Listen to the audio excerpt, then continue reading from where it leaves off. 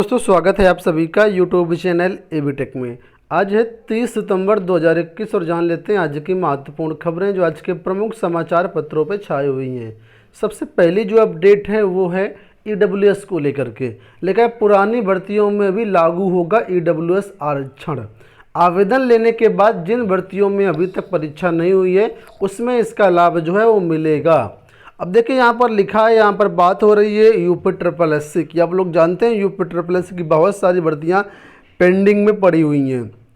लिखा है उत्तर प्रदेश अधीनस्थ सेवा चयन आयोग पुरानी भर्तियों में भी आर्थिक रूप से कमजोरों को 10% आरक्षण का लाभ देने जा रहा है।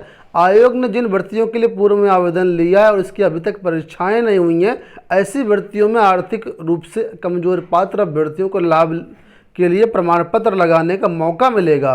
वही पात्र होंगे जिन्होंने भर्तियों के पहले से आवेदन किया है, यानी जो पहले आवेदन कर चुके हैं सिर्फ उन्हीं को ईडब्ल्यूएस में अपना जो सर्टिफिकेट लगाने का मौका दिया जाएगा। ठीक है, तो यहाँ पर अगर आप देखें तो किन किन भर्तियों में लाभ मिलेगा, तो यहाँ पर देखिए भर्तियों के नाम भी दिए गए हैं। कृषि मंत्री संयुक्त परिषद 16 पद हैं इसमें। जेई व फोरमैन के 1477 पद हैं। जेई सामान्य चयन के 672 पद हैं। सांख्यिकी अधिकारी की भर्ती 904 पद है। तो इन भर्तियों में इनका लाभ जो है वो दिया जाएगा। इसके बारे में जो अध्यक्ष हैं यूपी ट्रिपल एससी के प्रवीर कुमार जी, उनका क्या कहना है, तो उनका कहना ये है कि अधिनियम में दी गई व्यवस्था के अनुसार उन्हीं पात्रों को पूरा मौका दिया जाएगा जिन्होंने आवेदन कर रखा है, इसलिए इसमें किसी तरह की कोई विधिक बाधा नहीं आएगी। फैसले से पात्रों को राहत मिलेगी और या आरक्षण लाभ मिल सकेगा। ठीक है, तो जो भी अपडेट होगी इसके बारे में चल के माध्यम से आप लोगों को अपडेट कर दिया जाएगा। चलिए बढ़ते हैं आगे। यहाँ पर जो अपडेट है वो है नई प्राथमिक शिक्षक भर्ती को लेकर के। लेकिन प्रशिक्षित बेरोजगारों ने जनवरी में मांगी शिक्षक भर्ती परीक्षा। टीटी के बाद विज्ञापन निकाल कर कराना चाहते हैं भर्ती पूरी।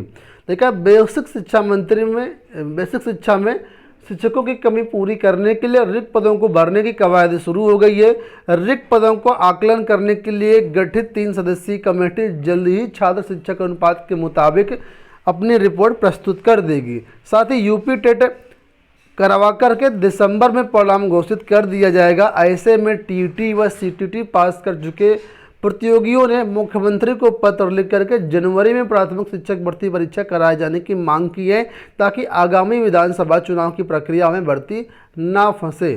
ठीक है, तो जैसा कि मैंने आप लोगों को बताया तभी था कि 28 नवंबर के यूपी टेट है और इसके बाद 28 दिसंबर को जो है यूपी टेट का रिजल्ट आएगा, तो उसी के आसपास ही आपका विज्ञापन आ सकता है दिसंबर में ही। और लिखा है कि इसकी जो परीक्षा है आपकी वो जनवरी में प्रतियोगियों ने कराए जाने की मांग की है। फिलहाल इसमें अभी तक कोई ऑफिशियल अनाउंसमेंट नहीं हुआ है कि कब भर्ती का विज्ञापन जारी होगा।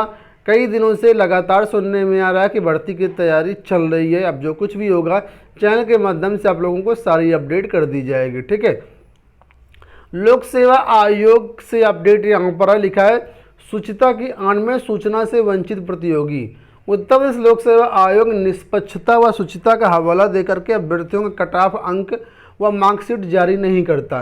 कुछ प्रतियोगियों ने आरटीआई के जरिए पीसीएस 2018, लोअर 2015, पीसीएस जे 2018 के साथ अन्य परीक्षाओं के कट ऑफ अंक व मार्कशीट की मांग की थी। उन्हें उचित सूचना नहीं मिली। प्रतियोगियों ने इसे गलत बताया है। कहते हैं कि मार्कशीट व कट ऑफ अंक जारी होने से उसमें उन्हें आत्म परीक्षण करने का मौका मिलता है। यही कारण है कि अब इस मुद्दे पर कोर्ट में जाने की तैयारी कर रहे हैं। लोक सेवा आयोग ने 29 अगस्त 2014 को असाधारण बैठक बुलाई थी और पीछे 2018, 19 और इसमें कई सारी ऐसी भर्तियाँ हैं, ठीक, जिसमें अंतिम उत्तर कुंजी भी जारी नहीं की गई है। तो ये एक बड़ा कह सकते हैं कि जो लोक सेवा आयोग की कार्यप्रणाली है उचित नहीं है। अगर आप भर्ती परीक्षा दे रही हैं तो उनको उत्तर कुंजी भी जारी करनी चाहिए, कट ऑफ अंक भी जारी करना चाहिए, रिजल्ट वगैरह सारी कुछ चीज़ें जारी करनी चाहिए, ताकि जो शुचिता है वो महत्वपूर्ण बनी रहे। बढ़ते हैं अगली अपडेट की तरफ। एक महत्वपूर्ण अपडेट है टीजीटी 2016 रिजल्ट को लेकर के। लिखा है टीजीटी 2016 परिणाम में होगा संशोधन। उत्तर प्रदेश माध्यमिक शिक्षा सेवा चयन बोर्ड सामाजिक विज्ञान और कला के नतीजों में करेगा बदलाव। अब क्यों बदलाव होने वाला है, तो इसके बारे में देखिए यहाँ पर लिखा है कि उत्तर प्रदेश माध्यमिक शिक्षा सेवा चयन बोर्ड ने टीजीटी 2016 सामाजिक विज्ञान और कला का परिणाम संशोधित करेगा।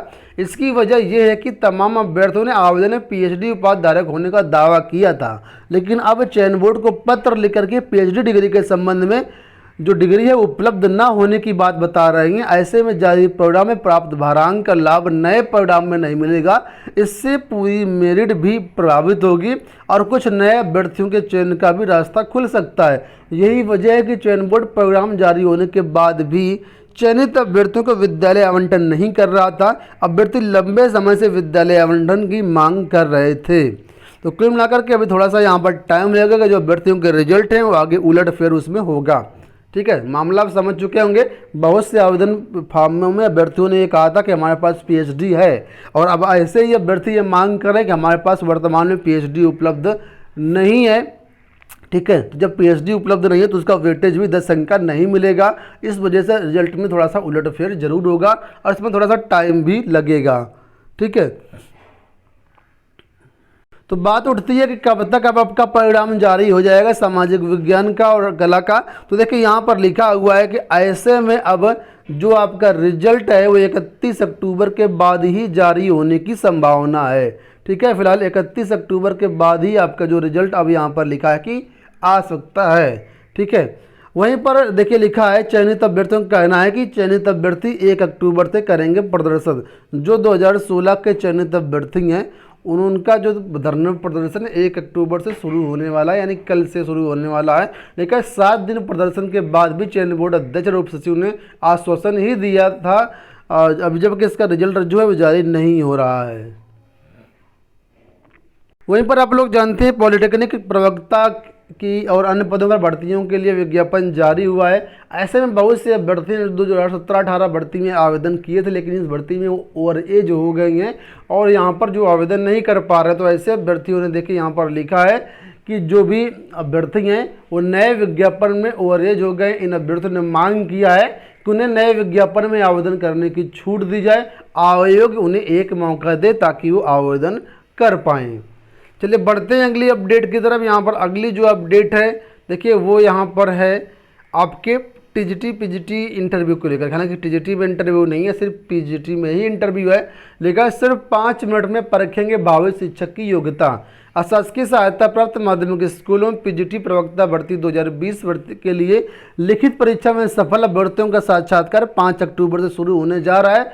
सुप्रीम कोर्ट के आदेश पर 31 अक्टूबर से पहले भर्ती पूरी करने के लिए माध्यमिक शिक्षा सेवा चयन बोर्ड ने एक दिन में रिकॉर्ड अभ्यर्थियों को बुलाने की तैयारी की है। एक दिन में रिकॉर्ड अभ्यर्थी बुलाए जाएंगे, लेकिन एक इंटरव्यू बोर्ड को प्रतिदिन 100 अभ्यर्थियों का साक्षात्कार कराने की जिम्मेदारी दी जा रही है। यानी एक बोर्ड 100 अभ्यर्थियों का साक्षात्कार करवाएगा। वर्तमान में 5 सदस्य हैं, इसलिए कुल मिलाकर के ज़्यादा से ज़्यादा 5 बोर्ड ही गठित हो सकते हैं। ठीक है, लिहाजा एक दिन में 500 अभ्यर्थियों के साक्षात्कार होंगे, जबकि इससे पहले एक दिन में एक बोर्ड औसतन 40 से 50 अभ्यर्थी और अधिकतम 60 अभ्यर्थियों का साक्षात्कार लेता रहा है। लेकिन इस बार एक बोर्ड जो है वो 100 अभ्यर्थियों का इंटरव्यू लेगा। ऐसे में प्रश्न उठता है कि इंटरव्यू सुबह 9 बजे से शुरू होकर के शाम 5 बजे तक चलता है। ठीक है, और बीच में देखा जाए तो 30 मिनट का अगर लंच ब्रेक भी होता है तो एक अभ्यर्थी को औसतन लगभग 5 मिनट का ही यहाँ पर समय मिलेगा। और 5 मिनट में क्या इंटरव्यू हो जाए, कितनी डेप्थ नॉलेज आप अभ्यर्थी से ले सकते हैं। कुल मिलाकर के देखा जाए तो एक फॉर्मेलिटी ही होगी यहाँ पर और कुछ नहीं होगा। जो मानक की बात करें तो देखिए मानक में ये है कि लिखा है उच्चतर में न्यूनतम 20 मिनट देते हैं। यानी हायर की बात करते हैं अगर तो हायर में इंटरव्यू के लिए 20 मिनट का कम से कम समय मिलता है, जबकि चयन बोर्ड में आपको जो है 5 मिनट का ही समय मिलेगा, उसी में सारा कुछ हो जाएगा। प्रदेश में 5 लाख रिक्त पदों को लेकर के युवा मंच का लगातार धरना प्रदर्शन चल रहा है। 29वें दिन भी धरना प्रदर्शन जारी रहा है, उसी को लेकर के यहाँ पर अपडेट की गई है। केंद्र सरकार ने, आप लोग जानते होंगे, जब अभी तक जो मिड डे मील योजना चल रही थी जिसको MDM बोलते थे, उसका नाम फिलहाल बदल दिया गया है। PM पोषण योजना नाम कर दिया गया और लिखा है स्कूलों में त्यौहार पर मिलेंगे पकवान, कुपोषण पर होगा सरकार का वार। केंद्रीय शिक्षा मंत्री प्रधान ने कहा कि पोषण को जन अभियान भी बनाएंगे। तो कुल मिलाकर के एक नई उपलब्धि मिल गई है। PM पोषण शक्ति निर्माण योजना को कल मंजूरी दे दी गई है। तो दोस्तों ये हो गई आज की सारी अपडेट। आशा करते हैं वीडियो पसंद आया होगा। फिलहाल इस वीडियो में इतना ही। धन्यवाद।